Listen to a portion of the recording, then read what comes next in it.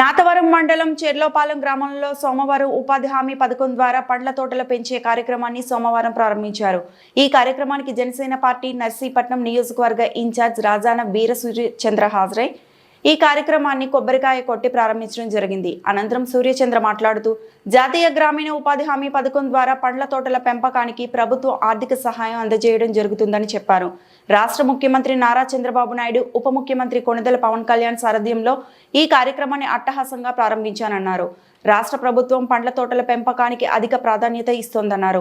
ఉపాధి హామీ పథకం ద్వారా జాబు కార్డు కలిగి 5 ఎకరాల లోపు భూమి ఉన్న రైతులు పొలంలో ఉపాధి హామీ పథకం ద్వారా మొక్కలు నాటిన రైతులకు వాటి సంరక్షణ కొరకు ప్రభుత్వం ఆర్థిక సహాయం అందజేయడం జరుగుతుందన్నారు. రైతులందరూ ఉపాధి హామీ పథకం ద్వారా పండ్ల మొక్కల పెంపకం చేపట్టి ఆర్థిక అభివృద్ధి చెందాలన్నారు. ఈ కార్యక్రమంలో incharge MPDO Oshasri, APO Dasari Kondaji, VRP Nookaraju, Janasena నాయకులు మాకిరెడ్డి వెంకటరమణ, నల్లబెల్లి దేవుడు నాయుడు, పంచాయతీ సెక్రటరీ లోవరాజు, టెక్నికల్ అసిస్టెంట్లు పాల్గొన్నారు.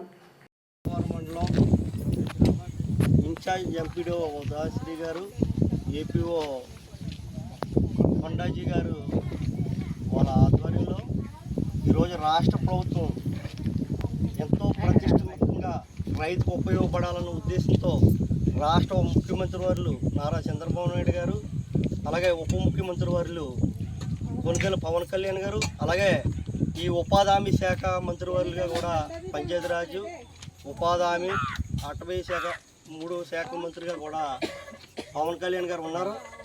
ఈరోజు రాష్ట్ర వ్యాప్తంగా కూడా 1,00,000 ఎకరాల్లో పండ్ల తోటలో వేసుకునే విధంగా రైతుకు ఉపాధి హామీ ద్వారాగా అనుసంధానం చేసి రైతుకు ఉపయోగపడాలన్న ఉద్దేశంతో ఈ కూటమి ప్రభుత్వం ఈరోజు ఈ యొక్క కార్యక్రమాన్ని ఈరోజు రాష్ట్ర వ్యాప్తంగా కూడా నిర్వహించడం జరిగింది. ప్రతి ఒక్క రైతు సోదరులందరూ కూడా ఉపయోగించుకొని వారి పొలాల్లో పండ్ల తోటలు అనేక ఏదైతే గవర్నమెంట్ వారు ఒక షెడ్యూల్ ఇచ్చారు, ఏ మొక్కలు వేసుకోవాలో ఆ మొక్కల ప్రకారంగా కూడా అదే ఉపాధి హామీ కూలీల చేత ఆ పళ్ళ తోటలన్నీ కూడా పెరిగే విధంగా మీకు ఉపయోగంలో వచ్చే వరకు కూడా ఉపాధి హామీ ద్వారాగా మీకు అనుసంధానం చేసి రైతుకు ఉపయోగపడేలాగా ఈరోజు ఈ కూటమి ప్రభుత్వం పనిచేస్తుందన్న సంగతి ఈరోజు మీ ద్వారా తెలియజేస్తుంది.